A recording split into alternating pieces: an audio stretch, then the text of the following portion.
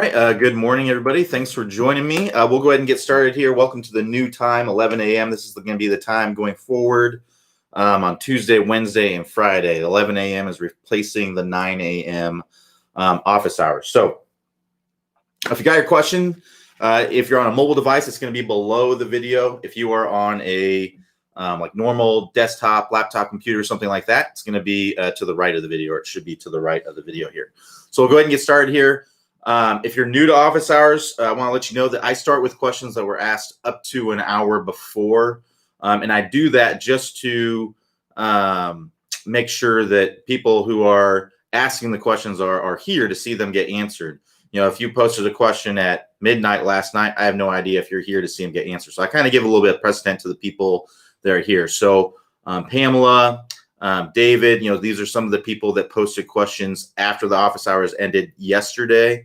If you got your questions and you're here, just copy and paste your question in there, and we'll get it we'll get it answered. So we're gonna start here with Ed D. So Ed D says, "Hi Q, can you help me with getting from a good max lag position to a solid delivery position? Throwing away a lot of lag before impact. Feels like my hips are ahead of my torso somehow, and no matter what, the lag is lost. One piece of info: I have a habit of turning my chin to the right 45 degrees and leaving it there. Part of the problem." So let's address that last part. It's not likely the problem. You know, if you look at, there's a lot of tour players out there. You know, Jack Nicklaus, Tiger Woods, Justin Thomas, who are kind of look like this at impact, right? So their heads their eye line is kind of like that. That's completely fine. There's also players, if you look at David Duval, Annika Sorenstam, their head's kind of like this at impact, where it's kind of the opposite, right? Now, I have no idea if they're looking at the golf ball or not, but you can see that their head position is there. So that's not likely the issue. Now, you said that your lower body is ahead of your torso. So it could be that you're really locking. You need to have your chest opening up as well as you come into contact. If you look at basically every player, or every good player, right? The chest is opened up as well. On average, your tour player has their chest open at impact about 20, 30 degrees, something like that. It only looks like it's square, right? Because our shoulders can move independently of our chest. So I can actually protract my lead shoulder and retract my trail shoulder. So what that means is I'm moving my shoulder blade away and toward my spine. So protraction is where my shoulder blade moves away from my spine, and then retraction is shoulder blade away from the spine. So I can actually come into contact, have my chest wide open here coming into contact, but have this appearance here, if I get the right camera angle, have this appearance here that my chest is actually square. But in reality, my chest is actually open. My chest is out here, but my chest, it looks square because my shoulders are square, because they can move independently of that. So that's why I would be, if you're coming into contact and maybe you're like this, maybe your body's opening up a little bit, right? But your shoulders are very, very closed off. You know, if your body's not opening up, the club's got to get to the golf ball somehow. So go ahead and let your body open up to the golf ball. Now, a lot of times what happens when we see that is that we get the club kind of working out like this, right? So we open up, and then the club and the arms and the hands work out like that. So what we need to do is we need to make sure that we feel like we have our arm kind of pinned to our chest, you know, stay connected as we're coming through contact, right? So we want to feel like we're getting our arm pinned to our chest. So now I can open up as I'm coming into contact, and also have this club work nicely down on plane and rotate into contact. If I have my arm coming out away from my chest and I open up, right, now I'm going to come over the top. So those are the things that I would look at in your swing, Ed, to see what's going on. But I would really feel like everything's opening up. That's going to allow you to hopefully get that club to release more out in front. So Ed D had another question. I said, should I think of the move from the top as transferring that fully lagged club to the delivery position? Feels like a move to max lag, then another from there to the ball. Is that wrong? So, I mean, it's one fluid motion. I mean, you're not here and then you're stopping and then you're going. You can break things down into multiple I mean, you can break it down completely, and you can break down the top of the swing to the max lag and come up with 10 different things that are going on too. But it's all one motion that's happening to the golf ball. It's just a matter of, it just sounds like you broke it down. And that's not wrong. You broke it down from the top of the swing to max lag to impact. That's completely fine. But you can continue to break it down and break it down and break it down. So not really sure exactly what you're asking there, but I mean, you can break anything down into more smaller and smaller and smaller components. So Eddie, another question, a question about the Zoom lessons. Will they be offered during non-working hours? I would love to take advantage of the instant feedback, but can't commit during the workday. So I don't know anything about Zoom lessons, unless that's something that we're offering and I'm not aware of. I know that I'm not offering them. Maybe Robin is doing some of that. But as far as you'll have to, if that is something, maybe you got an email about it. And I do apologize. I'm not up to speed on what's going on with the Zoom lessons. I may have to go send an email to our guys to see if that's something that we're doing. But contact support at topspeedgolf.com if that is actually something. If you're referring to the unlimited swing reviews, that's at any time. You can send over a video at any time. So the unlimited swing reviews, it's a program where you can submit your swing to an instructor through our app, or not our app, through the V1 Golf app. We don't have an app, and within a business day or two, you will get a lesson back, and that can be at any time. But as far as Zoom lessons are concerned, I'm not really sure if that's something that we're doing. But if it is something that we're doing, you got an email about it or something, I'll just contact support to kind of see what's going on there. All right, so let's keep moving through the questions here. All right, so Mayor A says, I have a question about the backswing. I know in the takeaway, Clay says to keep the hands out in front, but what happens after the takeaway? You just keep on moving up to the top. So the takeaway is really just to here. You just keep on turning the shoulders and turning the hips and raising the arms until you get up to the top of the swing. It doesn't need to be any more complicated than that. It's really just continuing to turn and rotate and lift. That's all that's going on. So you're rotating the club you're rotating your hips, right? That's going to get the club going back this way. You're rotating your shoulders, which is also going to get the club going back this way, and you're lifting your arms. So this motion, if we're just to break it down into those three components, this motion is happening, right? So I'm rotating my hips. This motion is happening, right? So I'm separating my hips from my shoulders. And then this motion is happening. I'm lifting up the club. If I do all three of those at the same time, now I'm getting that club up to the top of the swing. Now you can have varying amounts of those things. Maybe you're like a Brooks Koepka, right? And you don't have as much hip turn, but you get a lot of shoulder turn, right? And you get a lot of lift out of your swing. If you have a very flexible upper body like him, maybe you're able to do that. But if you're not very flexible and you're looking for more distance, I would make sure that you're getting plenty of hip turn, you're getting plenty of shoulder turn, and you're getting plenty of lift of the arms as you're going up. So like I said, you can be like a Matt Kuchar, right? And you can have lots of hip turn, lots of shoulder turn, but not a lot of lift in your swing. He's kind of in this position right here at the top. Or you can be, now there's pros and cons to that, right? If you are flatter in your swing, the pro is that it may be a little bit easier to get that club to be on plane in the downswing.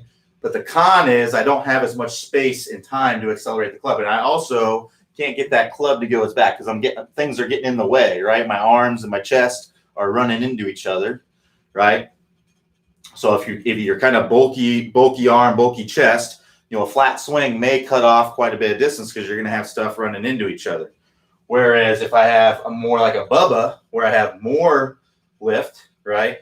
More lift. Now I can get my hands up higher. I have a lot more space to accelerate the club. Things aren't running into each other as much, right? So I can get my hands going further back even, and I can get the hands up higher. That's going to be better for distance. The con to that is now I've got to shallow out that club more in the downswing to get that club on plane. Otherwise, if I don't, I'm just going to kind of come down steep and over the top. So if I get up here, I got to shallow it out. If I'm right here, I just got to keep it right there. And just because you're right here doesn't mean you won't come down steep. I see it all the time. People have a flat backswing, right? They bring it back flat, and then they come down steep in the downswing. I'd much rather you have a steep backswing and then flatten it out in the downswing. That's ideal. That's what you see with a lot of tour players out there. So really, it just comes down to rotating the hips, rotating the shoulders, lifting the arms. That's how you get the club back up to the top. Really wouldn't overcomplicate it more than that. If you're trying to break it down and what your pinky is doing, what your elbow does, and all that, it's just really overcomplicating. Just get the club up here. That whatever happens, whatever moves to get the club, whatever part of your body moves to get the club up there, then that's what's needed. So Mayor A says, I tried Clay's method to shallow the club in the downswing, but when I actively thought about it, it did not work. I also can't consciously square the club face every time. So there's stages of learning that you go through. There's basically 4 stages. So initially you have what's called unconscious incompetence. This is where you're doing the wrong thing, but you're unaware that you're doing the wrong thing, right? So maybe you're coming down steep, right? You're doing the wrong thing, but you're not aware that that is a wrong thing. That's just the natural way that you swing the club. It's not the best way to do it, but you're unaware that there is a better way. So so you're past that, right? And then there is the conscious incompetence. So now you're aware that you're doing something wrong, but you're still doing it wrong. So that's kind of the stage that you're in now, was that you're aware that you want to shallow out the club, but you're not competent in the fact of how to do that, right? And then you go into what's called conscious competence, where you are aware that you're doing something wrong, but now you're kind of doing it right. But you have to be aware that you're doing it, right? That stage can take a long time to go through. There's a lot of repetition. If you've been through any of the Top Speed Golf system or anything like that, we ask you to do 1,000 reps, 3,000 reps. This is because it takes time to build motor movement. It doesn't. If you think about anything you've ever learned how to do and learned how to do really well, you always start out doing it really slow, and you make a lot of mistakes along the way. So imagine when you started learning how to type, correct? When you started learning how to type, initially you were just kind of looking at the keyboard and pointing and pecking, and then you got to where you were kind of memorizing where all the letters were and things like that, and then you got to where you figured out, or you learned how to put your fingers on the keyboard, and each finger had a job, to get the specific letter. And then you got to where you were going really fast with that. Then you got to where you didn't even have to look at the keyboard. You could look at the screen and type. Then you got to where you got faster and faster and faster. Think about the process of what that took. The process from going to pointing and pecking to looking at the screen and typing without a lot of mistakes and very, very quickly. You're typing words, and I guarantee you, when you're typing words right now, or if you're a proficient typer, you don't even remember typing any of the letters, individual letters. You may not even remember typing the individual words. You just remember typing the whole phrase. You think in terms of typing the whole entire sentence or paragraph. You don't even think in terms of individual words that you typed. That comes from repetition, practice, and things like that. So I wish that I could just tell you, oh, you need to shallow out the club, and then you could go out there and be like, yeah, I just need to shallow out the club, and then you just nail it just like that. But unfortunately, changing motor movements, the downswing happens in a quarter of a second, so you don't really have time to think about what you're doing. So that's why it's not working yet. You're in the stage where you're in the conscious incompetence or conscious competence. You're in between there. Now, eventually, you want to get to where you have unconscious competence. This is where you don't even have to think about it, and it's just automatic. It's just something that's now a part of your swing. Doing anything else would feel completely weird. So that comes from doing a lot of time and repetition. So that's all you got to do is you just got to go out there, get the reps in. It's going to be uncomfortable. Get out of your comfort zone, and work through the repetitions. The more that you do it, the better you're going to get with it. Right, and just exaggerate it as much as you possibly can, and understand it's going to be uncomfortable. It's not going to work at first, right? Because you don't know how to move your body yet and hit the golf ball. First, you have to learn how to move your body the correct way, and then you pair that up with getting better contact. So it's just a process. You just got to work through it. So Mary, another question says, on pitch shot, should I aim to hit behind the golf ball? Not if you want spin. If you want to get spin on the shot, which typically on a pitch shot you don't want to, because if you hit behind the golf ball, what ends up happening is that you get a lot of moisture, you get a lot of grass. There's stuff that gets in between the face and the golf ball, and then that's going to reduce the amount of friction that you can have on the golf ball, and the ball is going to tend to kind of slip on the face, and it's not going to have as much spin on it. So typically you don't want to, because it's just going to reduce the amount of spin. So in general, I would say no, you do not want to hit the ground behind the golf ball in most situations. All right, so Merrick D says, how do you recommend flaring the left foot from wedge to driver? How do you recommend flaring the left foot from wedge to driver? Well, it just depends on your range of motion. So the whole reason why you would flare the left foot, if I just angle this down a little bit. So me personally, I have terrible internal rotation. So internal rotation is where I'm rotating my leg this way. So you can see here, if I rotate my leg, I can only rotate my leg about 20 degrees or so. I can externally rotate quite a bit. So you can see I can rotate my foot out quite a bit, but internal rotation, not very good.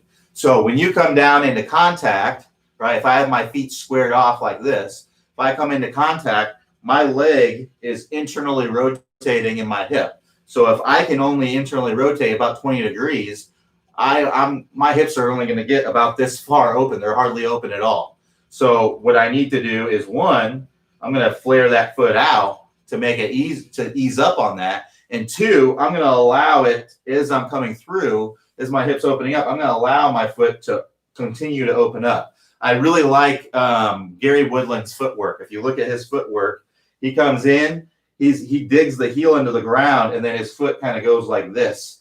In the full finish, he's basically like this. And I try to mock that same kind of footwork there. So that allows him to completely open up as he comes through impact. Now, I'm not sure if he just does that because that's what's comfortable for him, or if he has, internal rotation limitation, kind of like me and a lot of people. But that we need to get that foot opening up to continue to open up through contact. So for a wedge shot, I actually typically, if it's a pitch shot, I'll actually open up my whole body. I'll get my whole body kind of opened up, and I hit my shots kind of like this, because in a pitch shot, we don't need a full swing, right? We don't need a whole entire full swing.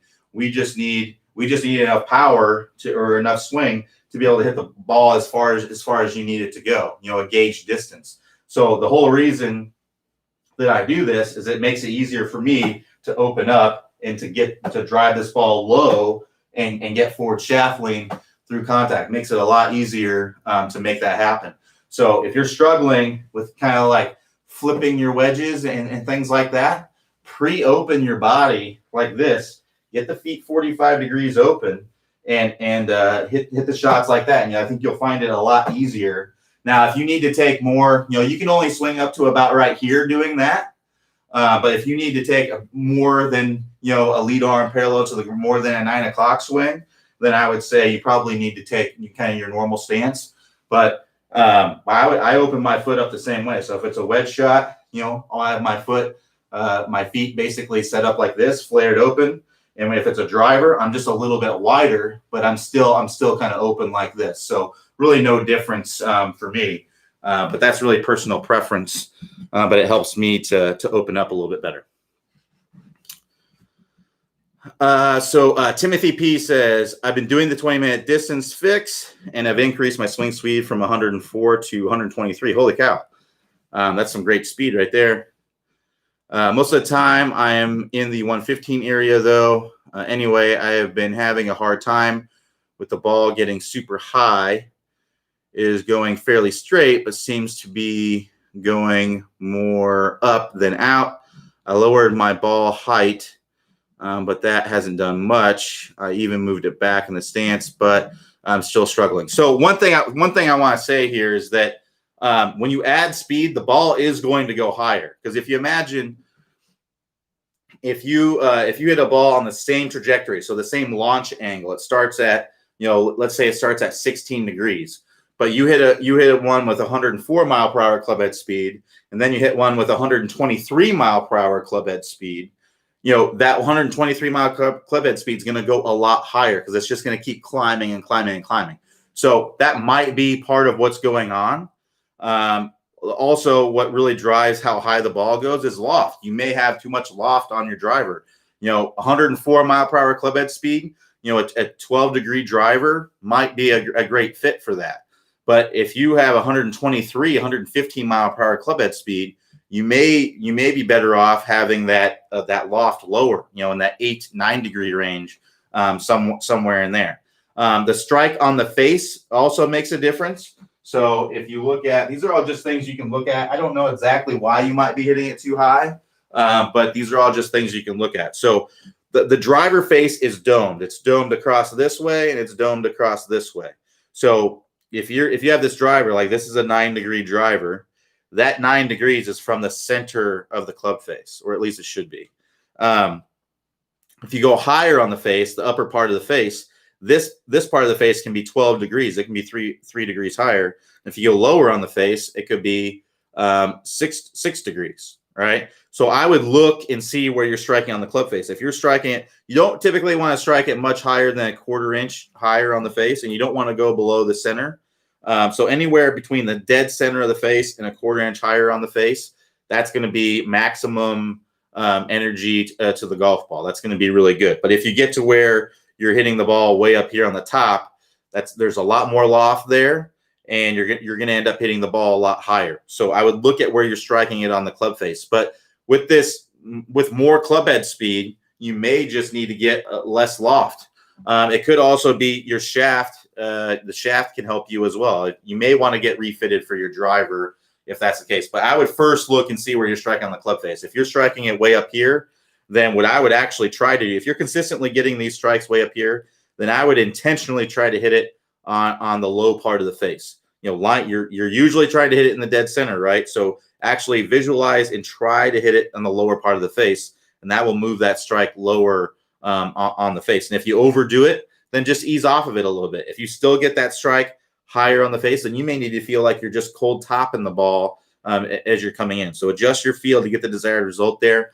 But hey, if you look and everything looks right, maybe, I don't know what degree driver you're using, but you may need a lower lofted driver. You may need a little different shaft. There's a big difference between swinging 104 and 123 miles per hour. It's a 21 mile per hour difference. You went from, a little above the average golfer to what the longest hitter, the club head speed of the longest hitters on tour, like your Tony Finau, your Dustin Johnson, your Brooks Koepka, your Bubba Watson, all them guys, that's what they're swinging, about 123 miles per hour. I know you said 115 typically, but if you can go up to 123, you may need a little different shaft that kicks at a different point, because you may have that shaft kicking at a wrong spot, and it may be adding too much loft and so on and so forth. So I just check that out, but I would see where you're striking on the face. That's most likely the issue. If you have an adjustable driver, I try to lower the loft and see if that helps as well.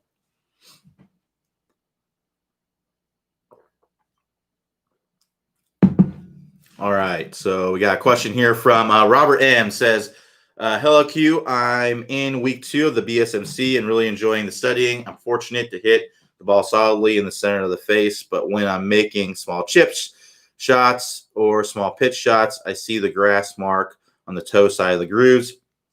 Very frustrating. I cannot figure out what I'm doing to produce the unusable shot result. Any advice or thoughts? So it's hard to say without seeing your swing.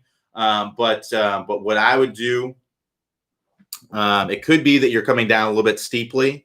So when you are hitting a wedge shot or a chip shot, and this is fairly common, people kind of do this kind of straight back, and then they kind of pull the hands through like that. I don't know if that's what you're doing, but that can cause a little bit of a toe strike when you do that. Because what's happening is if I bring the club kind of straight back, it feels like it's straight back, but the reality is that I'm bringing it out, and then I bring it and kind of cut across the ball, where my club head is moving in this direction through contact. So my toe is kind of working toward the golf ball. So I'd maybe try to feel like you're swinging more from the inside with your pitch and chip shots and see if that helps. Now, if that doesn't help, then what I would recommend doing, and you may want to just do this anyway, is just change your feel to get the desired result that you want. If you're looking at your club and you're always seeing the toe strike, it's always there, then you're trying to hit the ball in the center of the face, but it's always in the toe. Just adjust your feel to trying to hit it in the heel. Intentionally try to strike it in the heel, and what that will do is it'll more likely move that strike closer to the center of the face. Now, if you still strike it in the toe, then just exaggerate even more. You may need to feel like you're hitting it off the hosel, right? You may need to feel like this. Just go practice it. Just feel like you're hitting it in the hosel a little bit. And that, again, that will likely move it strike closer to the center of the face. Now, if you actually get it in the heel, that's great. That means that you've made change. You've adjusted your feel. You just went a little bit too far. Now all you got to do is just ease off of that feeling a little bit to get that strike more in the center of the face. So that's just what I would recommend doing. That's going to be the easiest thing to do, is just to adjust your feel to heel strikes. And then eventually you'll probably get to start striking it in the heel when you're trying to. And that's great. That means that you're calibrated at that point, and you can go back to trying to hit it in the center of the face and hitting it solid. So that's all I would do. Pretty simple. So Tyler T says, I went to the range after about 3 weeks of the 20-minute distance fix. I recorded my swing speed for the first time and realized I'm casting the club more than I realized. Ball flight was good, about 97 miles per hour swing speed. Fade, but only 2,200 to 225 yards with range balls. Any drills I can work on. So that's going to be, if you're casting the club, that's going to be the top speed lag section, because casting is the opposite of lag. So casting is where from the top we're going like this. Lag is from the top where we're sharpening that angle. So you really just need to work through the drills in the top speed lag course. The boomerang drill, that's a lag drill in the 20-minute distance fix, but that's not necessarily going to be something that it's going to help you to ingrain. We talked about earlier about how it takes time to learn motor movements. You may be able to get lag a couple times, trying really hard, but for that to become second nature and for it to become where it's unconscious competence, where you're doing it correctly without any thought, it takes a lot of time and repetition. So you just want to work through the top speed lag course, work through level 1, work through level 2, work through level 3, get through all the levels, and then you'll start getting that club lagging behind a lot better. So to get to the top speed lag course, all you got to do is go to the top of the screen there, click the house icon. That's going to take you to the home page. If you scroll down the home page, you'll see a list of all the courses that we offer, 20 plus courses on the website. Click that top speed lag course and get started on the drills. So David W says, hey Q, been working on the new video with the Vardon drill. When you do it right, it really works. My question is, what is the swing thought or initiator to strike down? I assume you want to minimize right hand. Thanks. So really you want to get the right shoulder working down, right? So rotation, right shoulder working down. Really that drill is going to help you to get that initiator. So I don't really understand, not really sure exactly what my question is, what is the swing thought or initiator to strike down? So I would just use that drill, the feeling that you're kind of striking down into that nail kind of behind you, like you're driving in. Like if you imagine there's a nail right here, and you're kind of driving that nail down into the ground. Understand that these are just feelings. These aren't the realities. I'm not taking this club and going like that, right? It's just a feeling that I'm going to have to help me get more compression on the golf ball. As long as we have the rotation with that, you're going to get great results with that. So, and we're using the right hand, right? the golf swing is not a right handless, swing.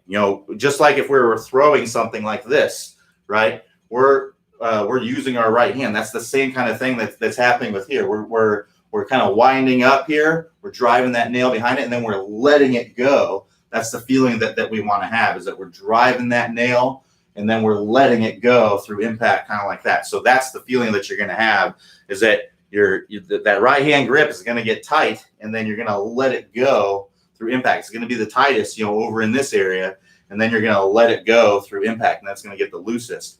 And that's going to transfer to that lead hand through impact. So right here, right hand's very, very tight, right hand, and then you're letting it go through contact. Now it's very, very weak, and now that's in the left hand that's very, very strong, where it's kind of taken over, and you're kind of letting it go. You can actually see tour players like Phil Mickelson, Vijay Singh.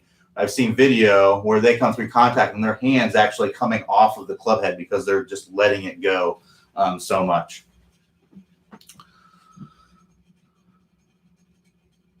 So Mayor A said, can you elaborate on the plumb bob putting method? Mayor, I'm not familiar with the plumb bob. I've never used it. I've never really understood how it really works. So I wish I could, but every time someone's explained it to me, it's always been like, this doesn't really work. So I don't think it really works, but if there's somebody out there that says that it works, there might be a video on the website where Clay talks about it. You can search for it, plumb bob. All you have to do is there's a little search box in the top of the swing there. Basically, the way the plumb bob method essentially works, and first of all, you have to find the straight up vertical point of your putter. If you have a putter that kind of, see, I have the putter kind of like this, it's kind of at an angle, well, that's going to throw everything off. So you have to have the putter straight up and down in order for this to work. And honestly, I don't think it's a real great way to read putts. I think the best way to read putts is really just to look at it and feel it in your feet. I think that's the best way. The best way to read putts is just, I like to walk the length of a putt, right? And just kind of feel in my feet, like, okay, well, this is uphill. I'm feeling it's uphill. I can feel as I'm walking, I can kind of feel how it's sloping to the right a little bit. And I'll get behind it about 20 feet. And I'll get down and I'll look at it and kind of see what's going on. Depending on where you live, if you play slower greens, that the grain can make a difference. If you play really fast greens, the grain's not going to make that much of a difference. But if you play slower greens, the grain can grab the ball a little bit. If you have kind of grainy greens, a lot of the public courses here in Florida, have grainy greens and they're fairly slow. So it can definitely make a difference in the putt. But faster greens, it's so short typically that the grain's not going to grab it. So I don't really pay much of attention to it if it's a faster green. But basically, I just kind of think through all of that. But I think getting behind here and doing this, and there's just so many variables going on. I would rather trust what I feel in my feet and things like that to be able to read the putt. But honestly, I think that basically the way that it works is that you bring the club straight up and down, and then if it's at an angle, so if you have it straight up and down and there's slope to the green, then you'll see the hole on one side or the other. But I just don't think it's, there's a reason why you don't see a lot of people do it. It's because I don't think it really works that well. But that's just my opinion. It doesn't work well for me anyway, but I probably just don't know how to do it right. So Trish W says, my challenge is too much flexibility so that I over-rotate my body to the extent that my club at the top is across the line. What is a good exercise to help me stop the over-rotation and shorten my swing? So one thing I would like to say is that it's not a bad thing to go across the line. I mean, look at John Daly, look at Freddie Couples. I mean, these guys, they're not, you can say that they're over swinging, but really it's worked for them. I would like to have their bank accounts for sure. So I would say there's not necessarily anything wrong with that, but if you want to shorten things up, what I would think about is basically a trigger.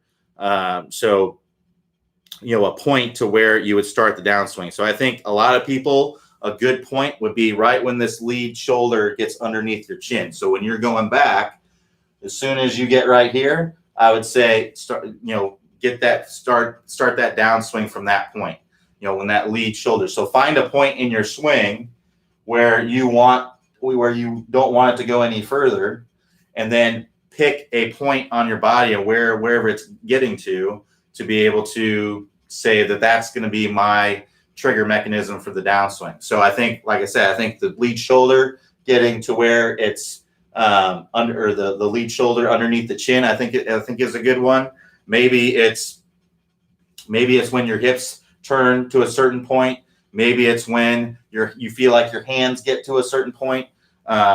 Maybe it's when you get your elbow. It's whatever feeling works best for you. But I typically think that the shoulder underneath the chin is a pretty good. That's a pretty good point for most people.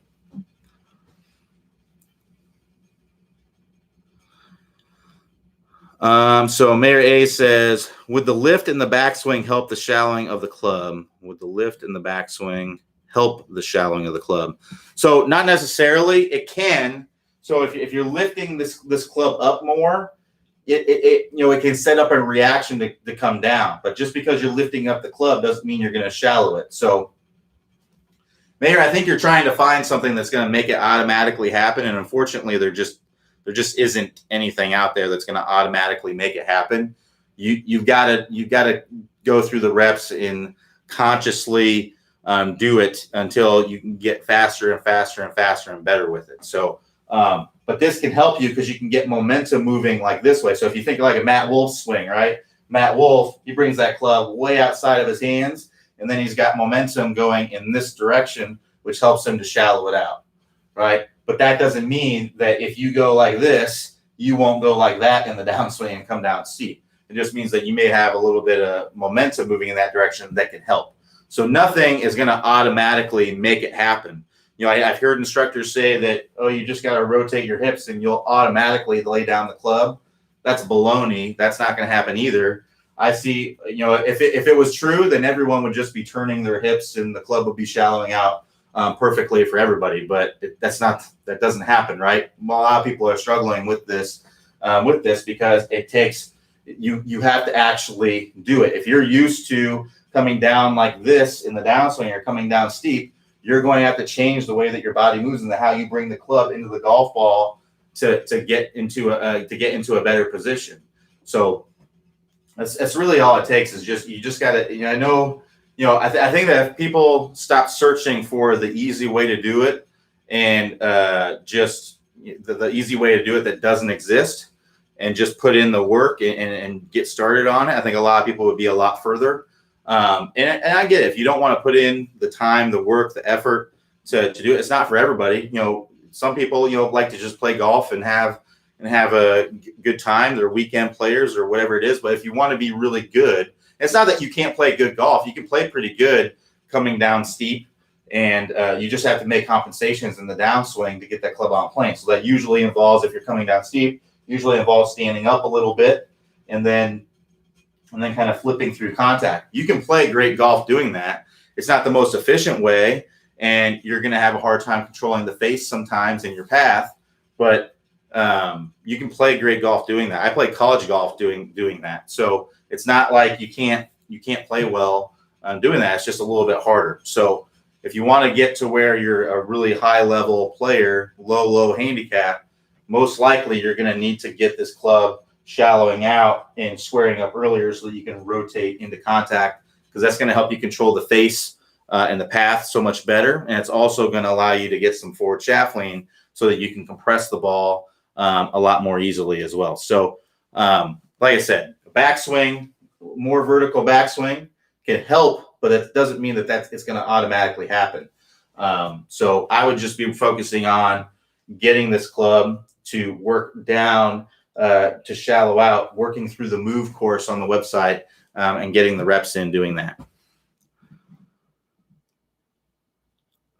So Mayor A says, wouldn't spin come from hitting 2 or 3 inches behind the golf ball?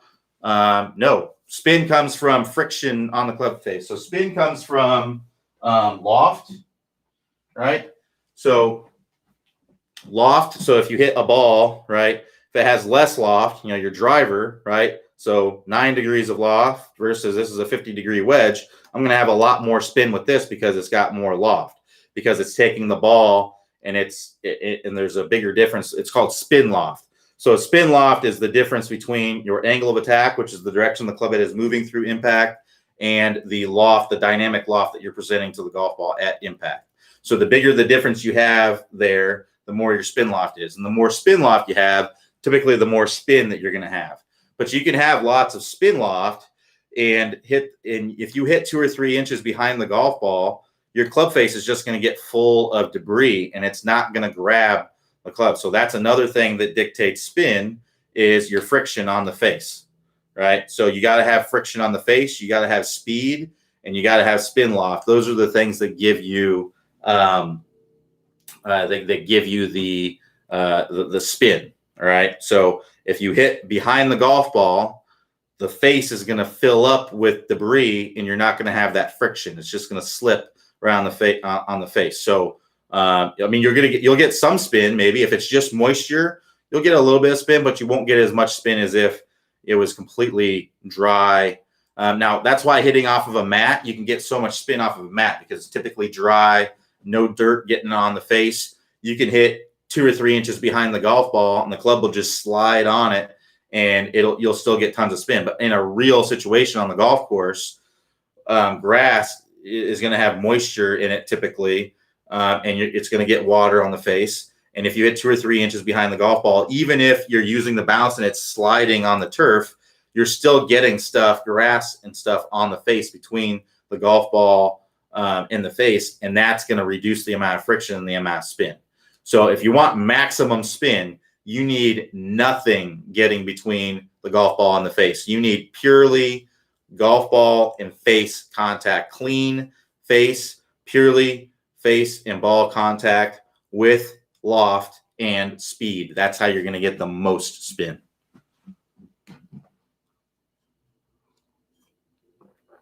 All right, so let's keep moving. Ed D says, thanks for the answers. Appreciate it. No problem, Ed. Glad I could help. So Dennis N says, can you swing too much from the inside? If yes, how do you change that? Yeah, so typically tour players, they're only swinging a few degrees into out or out to in. It's not, it's typically less than 3. So if you imagine, if I were to hammer, let me grab my my cool little nail here. So I made this golf ball with a nail through it. If I were to transfer as much energy from a hammer into this nail, right? So if we imagine this club is a hammer, if I were to transfer the maximum energy from the nail into the golf ball here, how would I come into it? Would I come into it kind of like this, or would I just go straight down right into it? Well, I would go straight down right into it. If you're swinging too much into out, that's the equivalent of trying to hit this nail from the side. So you're basically hitting it with a glancing blow.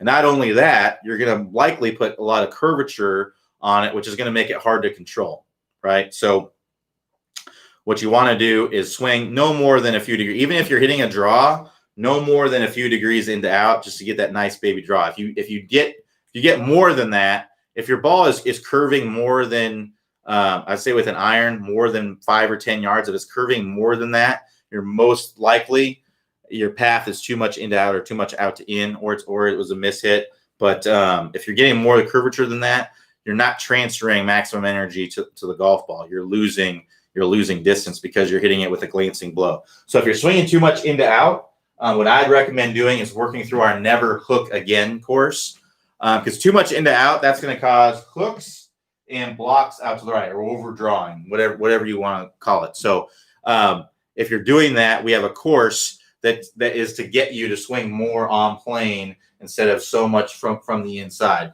And that's going to be the Never Hook Again course. So to get to that course, all you got to do is click the house icon at the top of the page.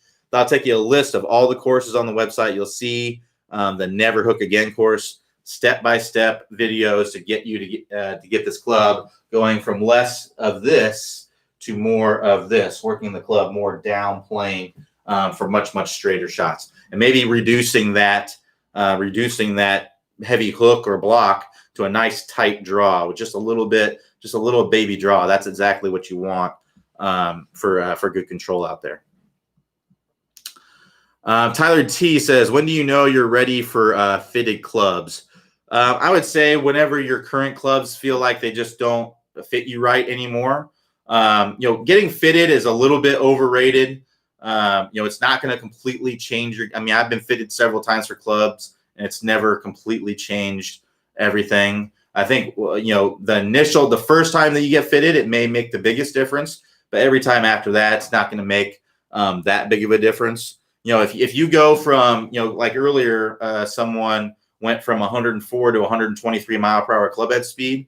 Well, if they change their driver, there could be a big difference there. They could gain a lot more control. They could even gain more speed or be able to transfer more energy to the golf ball. They'll be able to control it a little bit better if they get a shaft that maybe fits them a little bit better, and so on and so forth. So if you've never been fitted before, and you've been playing for a little while, and you kind of have your motor patterns down, then I would say, go and get fitted. It's possible that it could make a sizable difference, but usually it doesn't make a huge difference. That first fitting, though, usually makes the biggest difference. But I would say if you've gained a ton of club head speed or you've changed your swing drastically, then there's a chance that getting fitted can help a little bit. But what I would always do is I would go in and I would bring your old clubs and see if they actually make you better. If they don't, then I wouldn't even bother. Save your money. Unless you just want new clubs. I don't have any issue with people just wanting to get new clubs. Nothing wrong with that. I know I'm always more excited to play golf when I have new clubs. So I'm no issue with getting new clubs or anything like that. But it may not be necessary.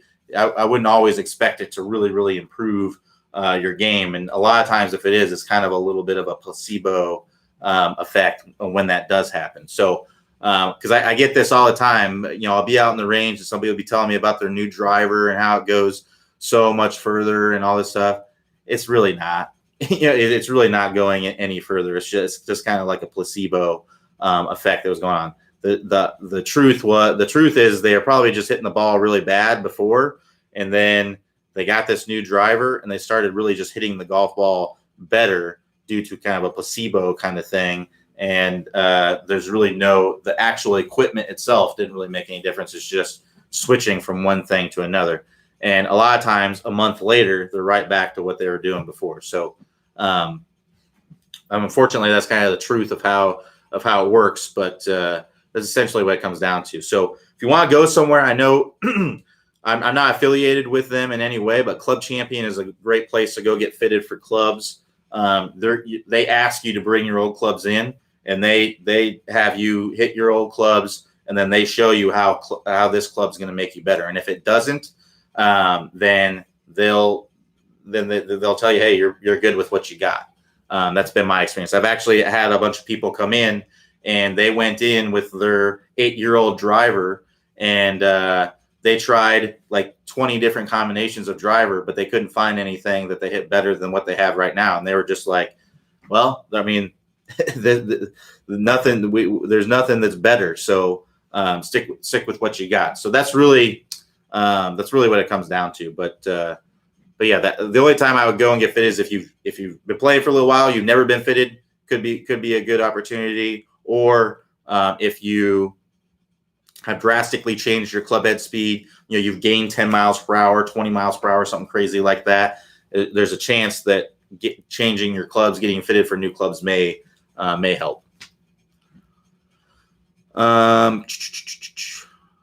So Steve H says, your videos show at the end of the backswing, hands are more over shoulder. I seem to have better results with hands closer to my ear, too upright. No, it's like I said earlier, you can be, there's pros and cons to having your hands kind of deeper and more flat, and to having your hands more vertical, higher and more in an upright position. So the pros are that from here, I'm going to have more space time to accelerate the club, which is going to maybe translate to more club head speed, kind of like a Bubba Watson, a Dustin Johnson. Their hands are way up here. Those guys are long hitters, right? So if you look at a Matt Kuchar, very, very consistent player, not a real long hitter. I mean, he's not a short knocker by any means, but not a real long hitter. And he's only bringing the club to about right here, right? So That's going to be more of a flat swing. So the pro to this, more space and time to accelerate the club, possibly more speed.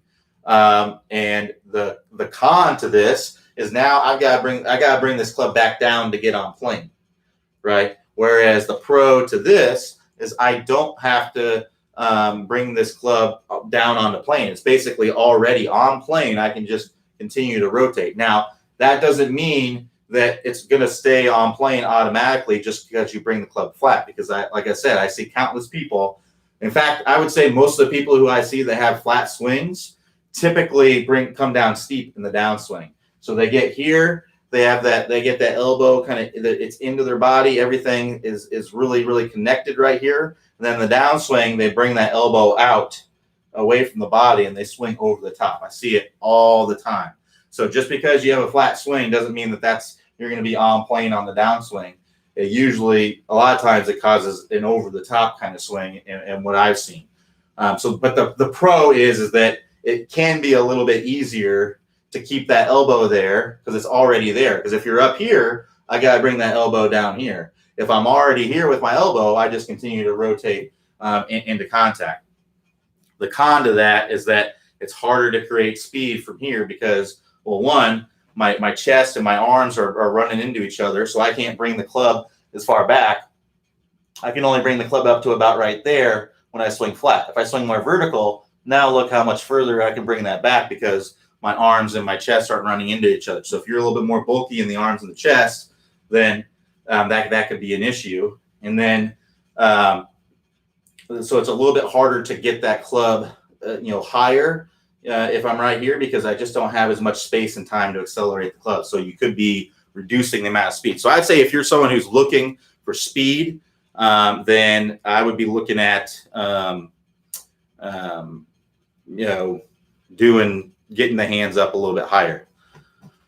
So Mayor has another question here. Mayor, I'm going to skip your question for now. I may come back to it so I can. You've asked a lot of questions, so I want to make sure other people can get their questions answered. So I may come back to it if we have time.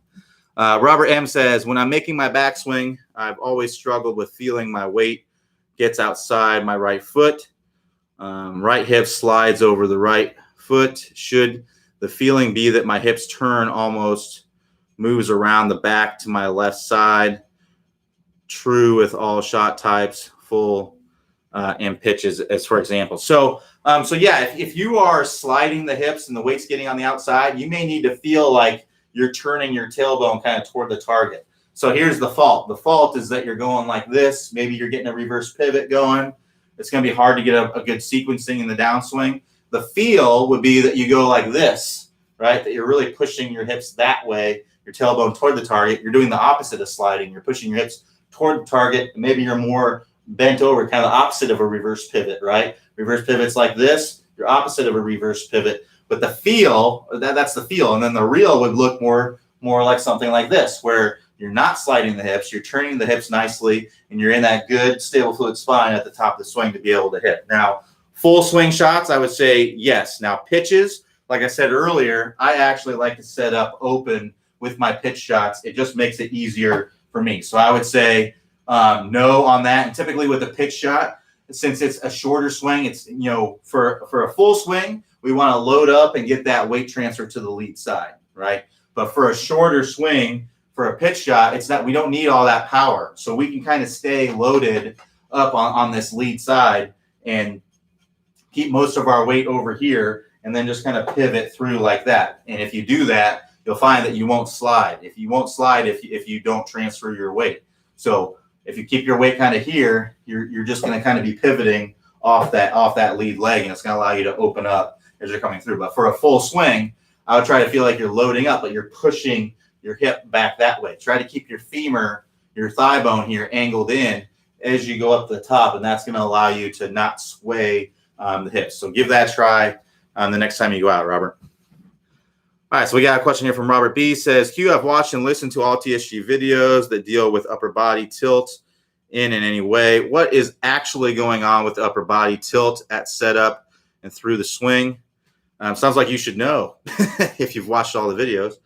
How does that fairly minor setup and swing change produce such a tremendous difference in my swing results. So, yeah, everything's kind of driven by the middle. If we call the middle here being your core. So if I'm ideally, and this isn't a requirement, but it's just something that makes things a little bit easier throughout the swing. So when we're talking about the stable fluid spine, ideally what we'd like to have is about the 6 to 8 degree angled away position with the spine. What that does is that makes it easier to stay stable and get into this position at the top of the swing. So if I'm vertical, kind of like this, I'm typically going to want to be like this at the top of the swing, right? Or maybe I'm going to slide off of the ball, right? So if you're in that angled away position, it just makes it easier to get into this position right here. Now this position right here, where you're slightly angled away. If I were to take 2 lines and put them outside of my torso here, I'm 6 to 8 degrees angled away. At the top of the swing, I stay in between those, and again, I'm 6 to 8. My overall angle of my torso is 6 to 8 degrees angled away. That makes it a lot easier for this right shoulder to work down, right? For my body to start opening up, right? To get my weight shift to my lead side. That makes it a lot easier for those things to happen. If I'm too much angled away, so I'm over in this area, I'm going to typically stay on my back foot. It's going to be harder to get that weight shift to my lead side. I'm going to swing a lot from the inside, probably too much from the inside. And it's just going to be difficult to open up my body from that position as well. If I'm like this, where I'm leaning toward the target, now my right shoulder is higher, I'm going to tend to want to come over the top in the downswing, right? Because my weight's probably going to be more forward, I'm going to tend to kind of fall away in the downswing. I'm an action-reaction kind of thing. And when I fall away, it's going to be hard for me to rotate open. So what we want to do is stable, it's nice 6 to 8 degrees at address, nice 6 to 8 degrees at the top of the swing, staying within there, kind of like you're turning in a barrel a little bit. And then that allows me to more easily get into this position at impact, which is the most important one. The most important one is where we're getting about 18 to 25 degrees angled away as we're coming in here. This is the most important one. What I see with most people is they're like this when they come into contact. Pretty just slightly angled away, body's not opening up, so on and so forth. So that's what drives everything. If I'm not like this, if I'm like this at contact, I'm going to typically release that club right there. I may be coming over the top. There's all kinds of issues that could be going on there. So that drive what's going on in impact. If I can get to where I'm more angled away and then I come into contact and I'm more angled away, that's going to help me to release this club out in front. That's going to help me control my face and my path and all those things a lot more easy. It's going to help me to control my ground contact, right? If I come into contact and I'm like this, or if I'm like this, my ground contact is going to be too far back, and this is going to be too far forward. If I'm opening up and my spine angle is more in this area, it's going to make it a lot easier to control that ground contact as well. So that's why the stable fluid spine is the foundation for consistency. It's the number one key for consistency in the golf swing, is moving that middle correctly. So Charlie G says, doesn't shallowing the club mean swinging from the inside? Not necessarily.